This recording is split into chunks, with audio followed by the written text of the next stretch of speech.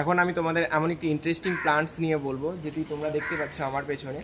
এটি হচ্ছে Indian almond, বা বলে যে কোস্টাল অ্যালমন্ড বলে এটাকে, যেটা এই এরিয়াতে পাওয়া যায় আর খুব ভালো হয়। তো সেটা নয়, আমি এর ব্যাপারে অন্য একটা ইন্টারেস্টিং ফ্যাসিনেটিং ফ্যাক্ট বলবো। এই গাছটি যখন গ্রো হয়, সিমিলার এই গাছটি যে গ্রো হচ্ছে তো ওপরের দিকে উঠে যাচ্ছে, কিন্তু এটি ছাতার মতো হয়, মানে ইন্ডিয়ান অ্যালমন্ড যেটা বাংলায় কাঠবাদাম বলে, এরকম অ্যাম্ব্রেলা শেপড হয়ে যায় একটা টাইমে এসে, আর খুব সুন্দর যখন এটা ম্যাচিওর হবে তো একটা পুরো ছাতার মতো হয়ে যাবে।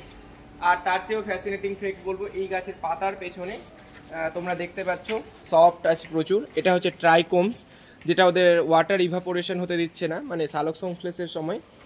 আর একটা জিনিস, যে এই গাছের ক্ষেত্রে আরেকটা ইন্টারেস্টিং জিনিস বলি, ভিতরে এসে এই গাছের স্টেমে ওয়াটার মানে জল সংরক্ষণ হয়ে থাকে, যেটা এই গাছের একটা বৃদ্ধির মানে একটা ওদের শারীরবৃত্তীয় একটা বৈশিষ্ট্য। আর একটা ইন্টারেস্টিং ফ্যাক্ট বলি, এই গাছের যে এই বার্কগুলো আছে, এটা যখন গাছ ম্যাচিওর হবে কিছু বছর পরে, তো এটা আস্তে আস্তে এভাবে এখান থেকে সরে যাবে। এটা একটা নতুন টিস্যু বা গ্রোথ জেনারেটরকে স্টিমুলেট করবে। তো কেমন লাগলো এটি জেনে, আর এই গাছটির ব্যাপারে জেনে আমাকে অবশ্যই জানাবে।